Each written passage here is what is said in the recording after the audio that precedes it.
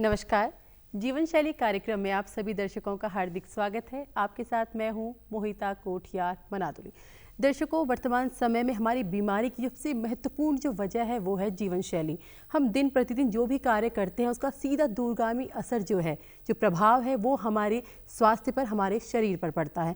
ना हमारे पास सोने का समय है, हम देर से सोते हैं, देर से उठते हैं, हम ढंग से भोजन नहीं करते, उसमें हमारे पोषक आहार प्रचुर मात्रा में नहीं होते, हम टीवी, स्क्रीन, मोबाइल इस पर अपना ज़्यादा समय बिताते हैं, हम अपने जीवन को एक संतुलित तरीके से नहीं जीते हैं, जिसका असर जो है हमारे स्वास्थ्य पे पड़ता है और हमारे शरीर में कई तरह के विकार यहाँ पर हो जाते हैं। अगर हम प्राचीन समय की बात करें, कुछ समय पूर्व की बात करें, तो उस वक्त हम ग्रामीण परिवेश में रहते थे, बहुत ज़्यादा एक्सपोजर नहीं था, हमारे आसपास चीज़ें नहीं थी, तो हमारी जो सोच थी, हमारी ज़रूरतें थी वो बहुत प्रचुर मात्रा में नहीं थी, संकीर्ण थी। लेकिन अगर हम वर्तमान समय की यहाँ पर बात करते हैं तो आज हम शहरीकरण हो गया है, हम बाहर चले गए, जो चिकित्सा पद्धति है इसका भी बहुत विस्तार यहाँ पर हो गया है।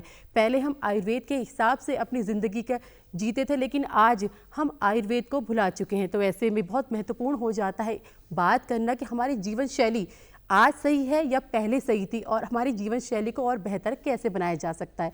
तो आज हमारा जो विषय है इसी संबंधित है। हमारा आज का विषय है आयुर्वेद और स्वस्थ जीवन शैली, और इस विषय पर बात करने के लिए हमारे साथ बेहद खास मेहमान यहाँ पर मौजूद है। कार्यक्रम की शुरुआत करूँ, पहले इनका परिचय मैं करा देती हूँ। हमारे साथ यहाँ पर डॉक्टर राजीव कुरेले जी मौजूद है। सर, बहुत बहुत स्वागत है आपका, जो एसोसिएट प्रोफेसर हैं उत्तराखंड आयुर्वेदिक विश्वविद्यालय के। सर, बहुत बहुत स्वागत है आपका। कार्यक्रम की शुरुआत सर हम यहाँ पे कर रहे हैं। देखिए, जब भी हम आयुर्वेद की बात करते हैं, जीवन शैली की बात करते हैं, तो हम सीधे प्राचीन समय में चले जाते हैं, क्योंकि प्राचीन समय में आयुर्वेद का बहुत ज़्यादा उपयोग यहाँ पे करते थे। लेकिन वर्तमान समय में चीज़ें कम होती चली जा रही हैं। तो सबसे पहले प्रश्न यही रहेगा कि आयुर्वेद एक स्वस्थ व्यक्ति की को किस तरीके से परिभाषित करता है? देखिए, आयुर्वेद कहते हैं आयु का ज्ञान जिसमें है, जिसमें कि आयु को 100 वर्ष तक कैसे अच्छा रखा जाए, जिसको कि आयुष के नाम से जानते हैं। और आयुर्वेद जो है लाइफ का जो मैनुअल है जी, इसको साइंस ऑफ लाइफ बोलते हैं। तो जिसके द्वारा जाना जाए, समझा जाए, मेंटेन किया जाए। और आयु क्या है? हमारे यहाँ महर्षि चरक ने कहा, हिता हितम सुखम दुखम आयुतस् हिताहितम मानम च तत्रोक्त आयुर्वेद उच्यते। अर्थात आयु को सस्टेन रखने के लिए कैसे सुख आयु, हैप्पी लाइफ बने, कैसे जो है हम हित आयु बने, कैसे सोसाइटी के लिए अच्छे बने, तो उसके लिए आयुर्वेद के बिना संभव नहीं है। आयुर्वेद में महर्षि सुश्रुत ने स्वस्थ व्यक्ति की डेफिनेशन में बताया है, सम दोषा सम अग्नि सम धातु मल क्रिया प्रसन्न आत्मेंद्री मना स्वस्थ इत्यभिधीयते। मतलब इसका ये हुआ कि जो हमारी बॉडी के जो हार्मोनी हैं, जो वात पित्त कफ, जो कि 5 महाभूतों के रिप्रेजेंटेटिव हैं, वो हेल्दी रहने चाहिए, बैलेंस रहने चाहिए। धातु, हमारी जो बॉडी के बिल्डिंग ब्लॉक हैं, रस रक्त मांस मेद अस्थि मज्जा शुक्र, ये जो है सेम प्रोपोर्शन में रहने चाहिए, बैलेंस रहने चाहिए। इसी तरह मल, जो उत्सर्जन की क्रिया है, स्टूल, यूरिन, ये सब जो है बैलेंस रहने चाहिए। इसी तरह जो है हमारे जितने जो हमारे बॉडी के इंद्रिय हैं, इंद्रिय माने सेंस ऑर्गन, ये प्रॉपर से वर्क करने चाहिए, हैप्पीली वर्क करने चाहिए। इसी को इन्होंने लिखा प्रसन्न आत्मेंद्रिय मना। तो प्रसन्नता और जो है इंद्रियों का प्रॉपर तरीके से कोऑर्डिनेशन, कॉम्बिनेशन, ये बिना सोशल और बिना जो है हमारे सारे आउटकम के बिना नहीं हो सकता। मतलब हेल्थ का एक हमारा एस्पेक्ट है बॉडी, और एक एस्पेक्ट है हमारा बॉडी के साथ माइंड, माइंड के साथ उससे जुड़ी हुई हैप्पीनेस, उसके साथ जो आप देखते हैं एक व्यक्ति अगर स्वस्थ है लेकिन अगर मानसिक रूप से वो खुश नहीं है तब भी उसको बीमारी कहेंगे।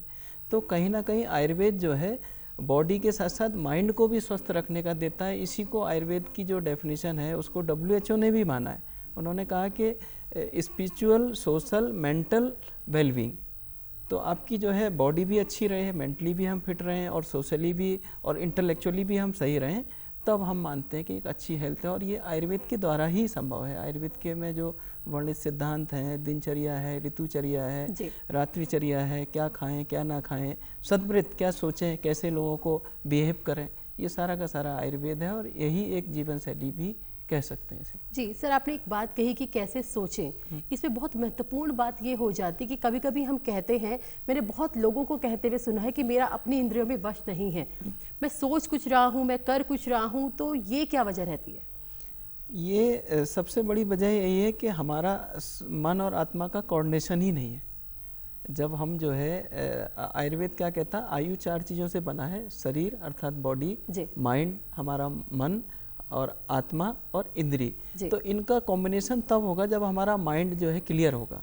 जब माइंड में जो है जब भी जो है अवसाद होंगे, तनाव होंगे, चिंताएं होंगी, मन की 5 वृत्तियां कही गई हैं योग दर्शन में। उसमें है पहली वृत्ति है प्रमाण। मन हर चीज़ के लिए प्रमाण मांगता है, सबूत मांगता है। फिर मांगी है विपर्य, हर चीज़ के लिए उल्टा भी सोचता है। मैं आज प्रतिज्ञा करूंगा, जल्दी उठूंगा, लेकिन एक मन कहेगा अरे छोड़ देते हैं, कल से उठते हैं। और विपर्य मतलब बिल्कुल उल्टा ही काम करता है। आज मैं जल्दी सोचने की बात कर रहा था, लेकिन वो 3 घंटे ज़्यादा सो गया।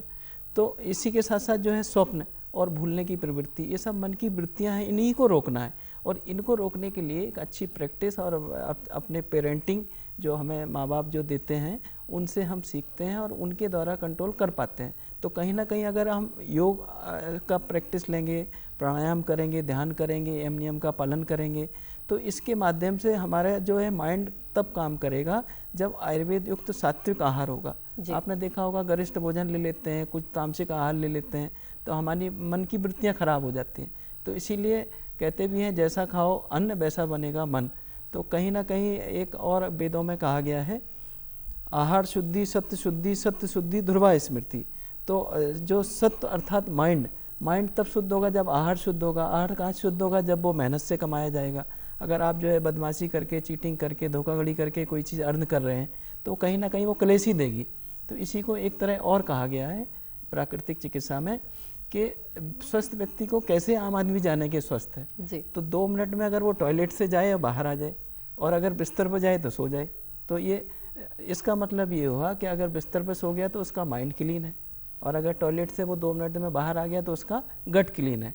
तो आज जो है लोगों ने गट को गटर बना दिया जी। और यही एक सबसे बड़ी समस्या है, गट हेल्थ और हमारी माइंड हेल्थ गड़बड़ है। और यही सब जो है आज एक ज़रूरत क्रिएट कर रही है कि लोग जीवन शैली को जानें, समझें, पहचानें। और बिना इसको जाने जो है कोई भी ना बॉडी से सही रह सकता है ना माइंड से सही रह सकता है। तो जो इसका आउटकम है, सुश्रुत ने कहा प्रसन्न आत्मेंद्रिय बना, वो कभी नहीं आ सकती जी। डॉक्टर साहब आपने एक चीज़ यहाँ पे कही कि योग, जब भी हम आयुर्वेद की बात करते हैं, जीवन शैली की बात करते हैं, तो हम योग को जरूर उसमें शामिल करते हैं। हम जब बात करते हैं योग की, कुछ लोगों का ये रहता है योग की हम शुरुआत करते हैं, एक दिन आपने योग किया, 2 दिन करा, फिर छूट जाता है, लेकिन वो टूट जाता है।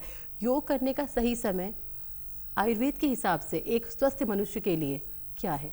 देखिए, योग जो है युज धातु में धज प्रत्यय लगाने से बना है, जिसका मतलब जोड़ना। इसका असली पर्पज था अपने आत्मस्थ होना, अपने अंदर जो एनर्जी का पावर हाउस है। हम दुनिया में जो है सुपर फूड में, हम जो है मेडिकल स्टोर में, कैप्सूल में हम हेल्थ को ढूंढते हैं।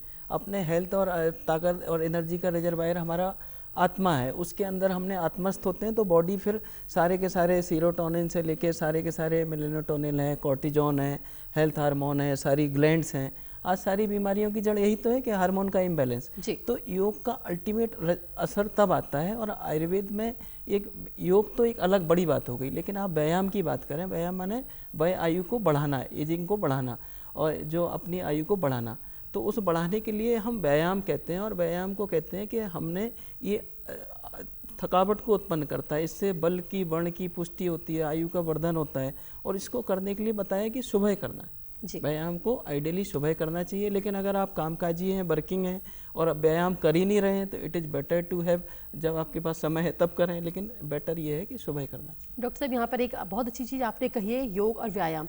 तो मतलब अगर हमें अपने दर्शकों को समझाना हो कि योग और व्यायाम में अंतर क्या है, क्योंकि बहुत लोग नहीं जानते होंगे कि इनका अंतर क्या है, क्योंकि हम ये टर्म्स लगभग साथ में ही सुनते हैं। देखिए, व्यायाम का मतलब सिर्फ इतना है कि मेहनत करना, आप जो है पसीना आए, आपकी जो है ब्रीदिंग बढ़े। इसके तरीके एरोबिक एक्सरसाइज हो सकती है, कोई खेल कूद हो सकता है, बैडमिंटन है, कबड्डी है, इसका विस्क वॉकिंग, चक्रमण जिसको कहते हैं। इसी तरह जो है कोई डांस हो सकता है, आजकल कई तरह के जुम्बा क्लास वगैरह सब चलने लगे हैं। तो सारा का सारा जहाँ पे मेहनत उत्पन्न हो, जहाँ पे थकावट उत्पन्न हो, जहाँ पे शरीर में पसीना निकले, वो सब व्यायाम है। लेकिन योग समथिंग एल्स। योग जो है हम कहते हैं अष्टांग योग महर्षि पतंजलि ने दिया है, जिसमें योग सूत्र में लिखा, जिसमें यम 5 प्रकार के यम, यानी कि मेंटल जो संयम है, मानसिक सोच को बदलना, नियम, बॉडी के जो है क्लींजिंग के जो प्रोसीजर हैं उनको मेंटेन करना। तो यम पहले क्या बताए हैं? सत्य, अहिंसा, अपने हर चीज़ को सच्चाई से पालन करना है, मन क्रम वचन से शुद्ध रहना। अहिंसा माने किसी को नुकसान नहीं पहुंचाना, अस्तेय, किसी की चोरी नहीं करना। इसी तरह जो है ये अपरग्रह है, कोई चीज़ के लालच नहीं करना है। फिर जो है ईश्वर पे जो है बिना शर्त समर्पण जो है समर्पण है ईश्वर प्राणिदान। तो इसी तरह सौस, संतोष, तप, स्वाध्याय, ईश्वर प्राणिदान, ये सारे के सारे तरीके हमें मेंटल लेवल पे और फिजिकल लेवल पे इतना फिट कर देते हैं। तब तीसरी चीज़ आती है आसन। आसन कहते हैं स्थिर सुखम आसन। जब तक बॉडी में स्थिरता और सुख रहे तब तक आसन है। तो आप देखा देखी मत करिए, किसी ने कहा कि 20 मिनट ये करना, 15 मिनट ये करना, आप एक ही परिभाषा पकड़िए, स्थिर सुखम आसनम। बॉडी में स्टेबिलिटी रहे, फ्लेक्सिबिलिटी रहे और कंफर्ट रहे, तो वो आसन है। आसन का नेक्स्ट स्टेप है मुद्राएं, प्राणायाम। प्राणायाम कहते हैं प्राणयति जीवति इति प्राणा, जो है हमारे लाइफ के स्पान को बढ़ाए, प्राण वाइटलिटी को बढ़ाए। तो प्राण का जो है सोर्स है ऑक्सीजन। तो ऑक्सीजन की जो वाइटल कैपेसिटी है वो हमारे प्राणायाम के ब्रीदिंग एक्सरसाइज के द्वारा बढ़ती है।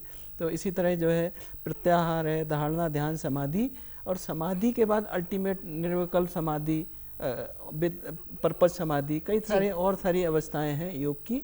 तो योग जो है जहाँ ब्रह्म तक पहुँचाने की कैपेसिटी रखता है, वहीं व्यायाम आपको स्वस्थ रह के जीने की कैपेसिटी प्रदान करता है। जी, बहुत कैसे सरल शब्दों में आज आपने हमें इसका मतलब यहाँ पर समझाया। डॉक्टर साहब, यहाँ पर एक महत्वपूर्ण बात ये भी आ जाती है कि जब हम योग व्यायाम की बात कर रहे हैं, यहाँ पे जीवन शैली की बात यहाँ पे कर रहे हैं, तो जैसे बच्चे हैं, आजकल के जो बच्चे ज़्यादातर हम देख रहे हैं सिजेरियन होते हैं, तो इनका जो मेंटल हेल्थ है या फिजिकल हेल्थ है ये बहुत डिस्ट्रॉय रहती है, इनकी जीवन शैली बड़ी परेशानी में रहती है। तो उसको ठीक करने के लिए क्या किया जा सकता है? देखिए, आपने सुना होगा कि अभिमन्यु जी से लेके सारी सब सुनी होगी कि बच्चे जो है हमारे यहाँ आयुर्वेद में लिखा पंचे मना षष्ठे बुद्धि। 5वें महीने में बर्थ में जब बच्चा माँ के पेट में होता है तो मन का उद्भव हो जाता है, 6वें महीने में बुद्धि आ जाती है। तो सोचिए कि बच्चा जो है उसका मन 5वें महीने से काम कर रहा, और इससे पहले सूक्ष्म रूप से तो बाई बर्थ ही, मतलब जब से बच्चे कंसीव हुआ उस दिन से उसका जो है सारी वो देख रहा है, ऑब्जर्व कर रहा है। तो अगर अपने बच्चे को तनाव रहित, स्वस्थ और अच्छा रखना है तो उसकी जो केयर है गर्भावस्था के दौरान वो बहुत अच्छी होनी चाहिए। पहले के ज़माने में देखा होगा कि आपने उसके लिए वन में, आश्रम में या कहीं धार्मिक स्थल पे रखते थे। आज पता लगा कि अगर आप उस समय में आप जो है कोई गलत मोबाइल देख रहे हैं, कोई मूवी देख रहे हैं, कोई गलत चीज़ सुन रहे हैं, घर में लड़ाई झगड़ा कलह है, तो ये सब चीज़ें बच्चा वहाँ से पिक कर रहा है, वहाँ से चीज़ें इनपुट ले रहा है। फिर धीरे धीरे वो बच्चा जैसे जैसे बड़ा होता है अपनी सराउंडिंग, अपने पेरेंट्स, अपने माँ बाप को देखता है। तो माँ बाप से बड़ा और अपनी सराउंडिंग से बड़ा कोई शिक्षक नहीं है। तो अगर हमने अपने बच्चों को अच्छा रखना है तो अच्छा खान पान, प्राकृतिक खान पान, अच्छी सोच और अच्छा संस्कार, ये खुद हम करके दिखाएंगे तो बच्चे ऑटोमेटिक सीख जाएंगे। वो तो बिल्कुल ब्लैंक होके आते हैं, खाली होके आते हैं, वो हमसे ही सीखते हैं, हमारे नेचर से सीखते हैं।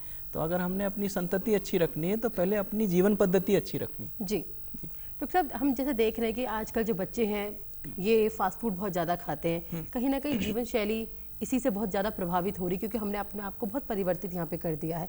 बच्चों से बात करें, फिर जो युवा वर्ग है वो तो इसी ओर, क्योंकि हम बाहर निकल चुके हैं, हमें जॉब करनी है, हम पे वक्त नहीं है, दिन की शिफ्ट कर रहे हैं, नाइट रात की शिफ्ट हम कर रहे हैं, ऐसे में हमारे पास वक्त ही नहीं है खुद के लिए। तो उनकी जीवन शैली को हम कैसे विकसित करें, बेहतर बनाएं?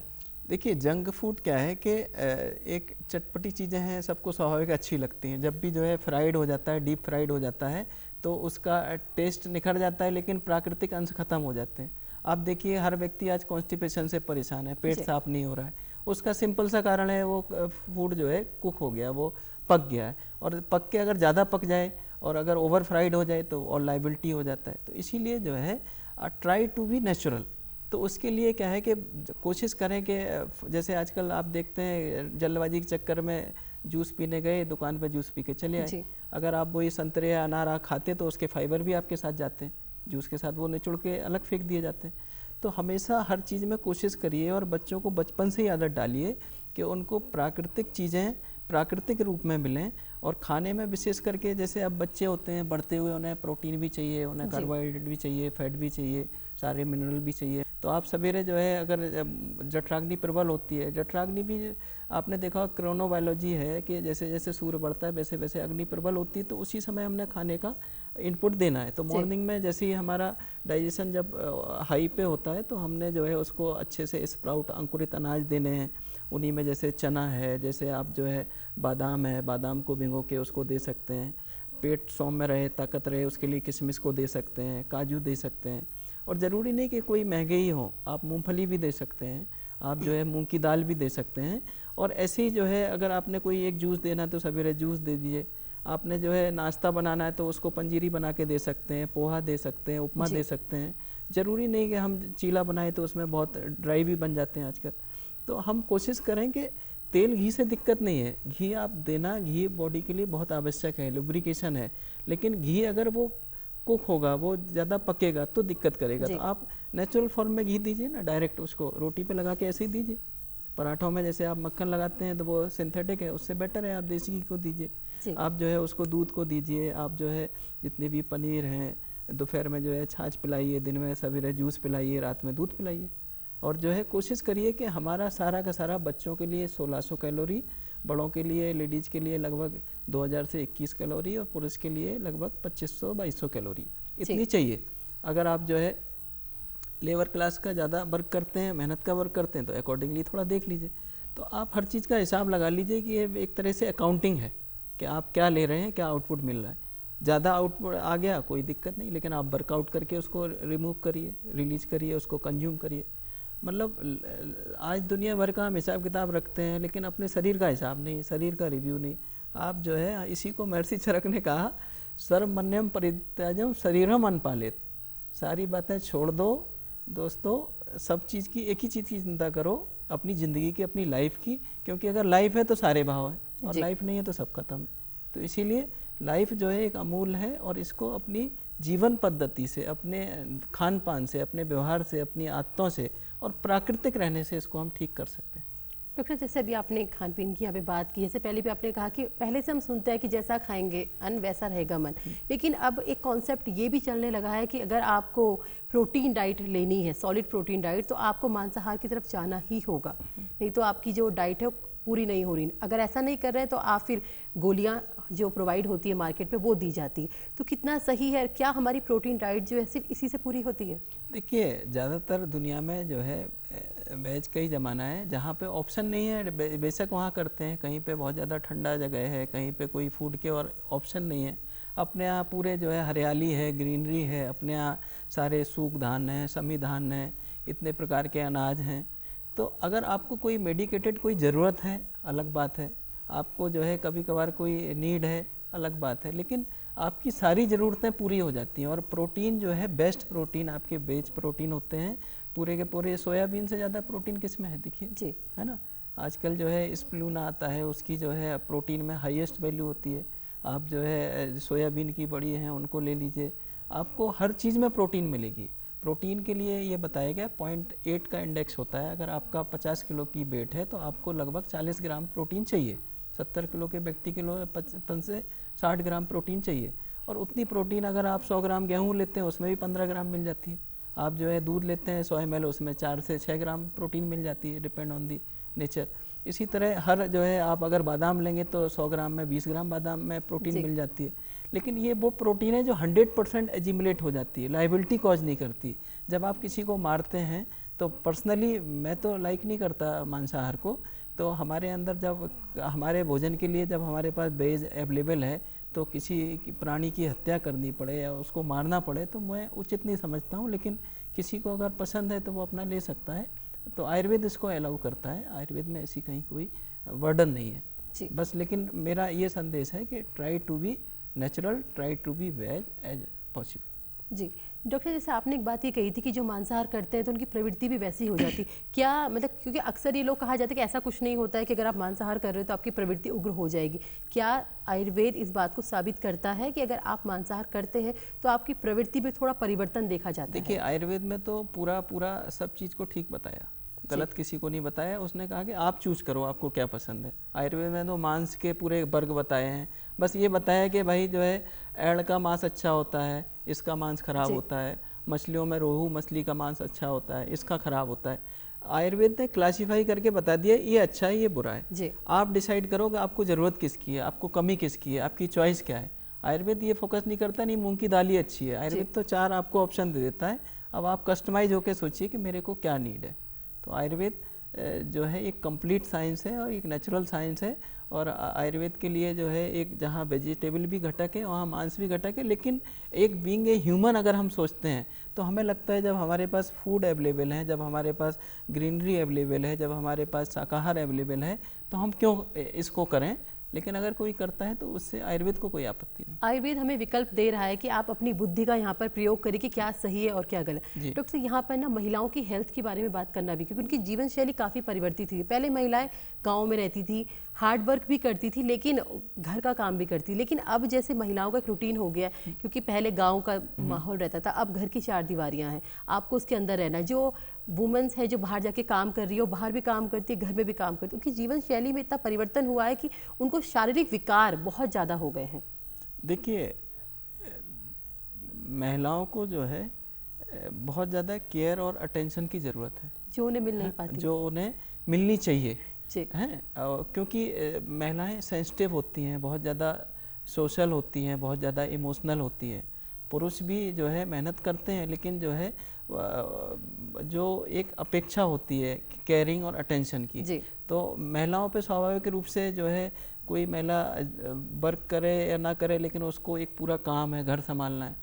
मतलब महिला के लिए तो जो हस्बैंड भी एक छोटा बच्चा ही होता है, उसकी भी पूरी केयर करनी है, घर में बुजुर्गों की केयर करनी है, बच्चों को संभालना है।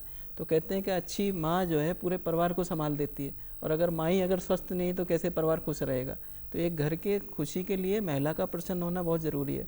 और 22 वर्षा ये है कि महिलाओं में इश्यूज बहुत होते हैं। कारण ये है कि उनका हार्मोनल जो इम्बैलेंस है, जो लेवल है, वो जो है एक ऐसी बॉडी की प्रकृति है कि बहुत ज़्यादा सेंसिटिव हैं। तो उनको जो है हेल्थ सप्लीमेंट, नरिशमेंट की बात करें तो नरिशमेंट कई बार वो अक्सर पति, बच्चों और सबको खिलाने के बाद ही खाती हैं, सबको बनाने के बाद ही जो है भेजने के बाद टिफ़िन लगाने के बाद नाश्ता करेंगी।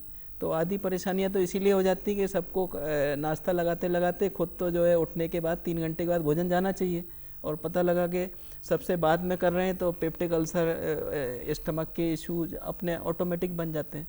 तो कहीं ना कहीं जो है नरिशमेंट के लिए महिलाओं को ज़्यादा ध्यान रखना चाहिए और उन्हें ज़्यादा केयर करनी चाहिए, क्योंकि एक परिवार का सब कुछ जो है महिला पर डिपेंड करता है, और उसके लिए उनको प्रॉपर अच्छे कंसल्टेंट से संपर्क में रहना चाहिए, अपना डाइट चार्ट बनाना चाहिए। मुझे तो बड़ा ऐसा लगता है कि हम एक छोटी सी गाड़ी लेते हैं, कार लेते हैं, स्कूटर लेते हैं, कुछ भी लेते हैं, तो हम मैकेनिक के यहाँ साल में 2 बार सर्विसिंग के लिए जाते हैं, दिखाने जाते हैं। इतनी अमूल्य चीज़ हमने बॉडी ले रखी है, ऊपर वाले ने दी है, तो इसका एक मैनुअल आयुर्वेद के रूप में दिया गया है। तो हम क्यों जो है डॉक्टर के पास ऐसे ही जाए ना कि हमें क्या खाना चाहिए, कैसे रहना चाहिए, कैसे सोचना चाहिए, हमारे मन में छोटी छोटी चीज़ें आती हैं, इनको कैसे काउंसलिंग करें।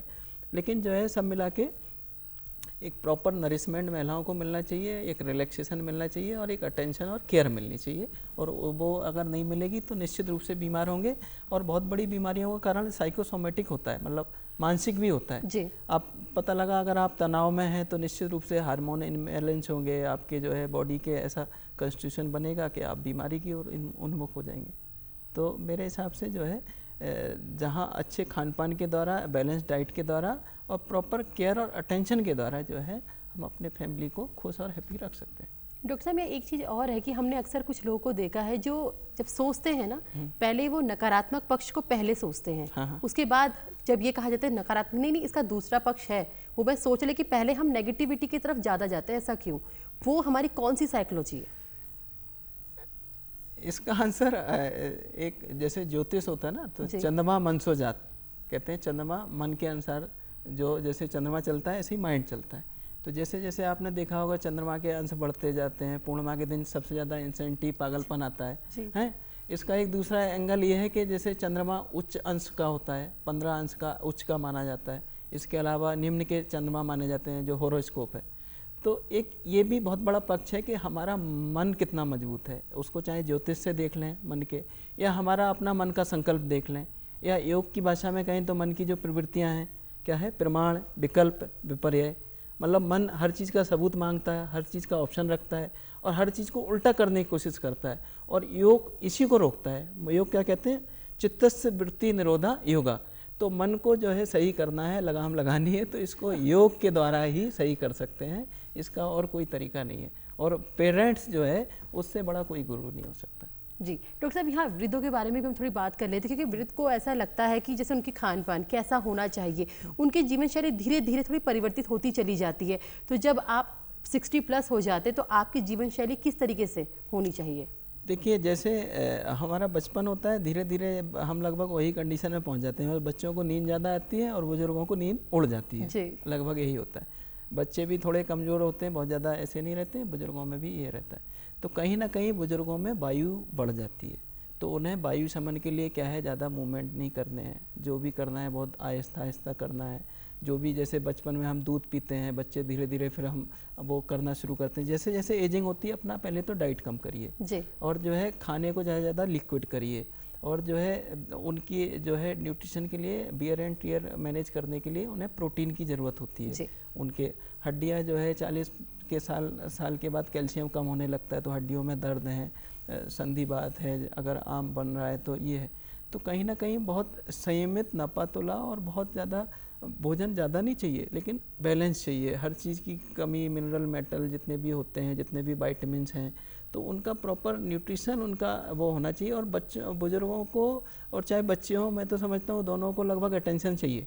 तो कुछ हो ना हो, जैसे पहले बुजुर्गों के पैर छूते थे, करते थे। पुराने ज़माने में तो देखिए क्या था कि प्रातःकाल उठ के रखना था, मात पिता गुरु नावई माथा जी, मात पिता और गुरु की वाणी बिनई विचार करें शुभ जानी। तो बुजुर्गों को क्या है कि उन्हें रेस्पेक्ट चाहिए, उन्हें न्यूट्रिशन नहीं चाहिए। उन्हें अगर जैसे बच्चे बड़े हो जाते तो उन्हें बस वो खलता है कि बच्चे पूछ नहीं रहे क्या करना है, तो बच्चों बुजुर्गों को उनके साथ बैठना है। मतलब ये कह सकते हैं हम कि मतलब उन्हें सम्मान दिया जाना चाहिए। अगर उन्हें सम्मान दिया जाएगा यहाँ पर, तो उनकी जीवन शैली जो है खुद ही बेहतर हो जाएगी। डॉक्टर साहब, हमारे कार्यक्रम का समय समाप्त हो रहा है। मैं अंतिम प्रश्न आपसे करना चाहूँगी कि आप हमारे दर्शकों को क्या सुझाव यहाँ पर देना चाहेंगे? मैं यही कहना चाहता हूँ कि मोहिता जी, जीवन बहुत अनमोल है, उसको कैसे हम बेटर बना सकते हैं, कैसे अपनी दुनिया को जो है एक ऐसा यादगार बना सकते हैं। आपके पास चाहे जो है 1 वर्ष हो या आपके पास 5 वर्ष हो या 10 वर्ष हो। कई लोग कहते नहीं, अब मेरी 60 साल हो गई, अब मुझे क्या करना, मेरी तो पूरी हो गई, अब जीवन ख़त्म है। कोई 70 पे ख़त्म मानता है, कोई 40 में ही ख़त्म मानता है, इतना अपने लाइफ से परेशान हो जाता है। तो मैं कहता हूँ कि जीवन ऊपर वाले ने दे रखा है, कितना है, कब आना है, सबको जाना है, लेकिन स्वस्थ रह के मरना ये हमारा अधिकार है। और हम बस एक ही चीज़ चाहते हैं कि हमारी हमेशा सोच यही हो कि जो है मैं 100 साल से पहले नहीं मरूंगा, और जब भी मैं जाऊंगा तो हैप्पी और हेल्दी और ऐसे होके जाऊंगा कि लोगों को एक हमारा एग्जाम्पल लोग लें। डॉक्टर साहब, बहुत बहुत धन्यवाद हमारे दर्शकों को इतनी महत्वपूर्ण जानकारी यहाँ पर देने के लिए। Thank you. धन्यवाद। तो ये हमारे साथ डॉक्टर राजीव कुरेले जी यहाँ पर मौजूद थे, जिन्होंने आयुर्वेद से संबंधित और जीवन शैली को कैसे बेहतर यहाँ पर बनाया जा सकता है इससे संबंधित हमें बहुत महत्वपूर्ण जानकारी यहाँ पर दी है। ये हमको समझना हो कि आयुर्वेद एक विज्ञान है जो हमें जीवन जीने की कला सिखाता है, और जब हमारा मन और तन स्वस्थ होगा तभी हम एक बेहतर ज़िंदगी जी सकते हैं। नमस्कार।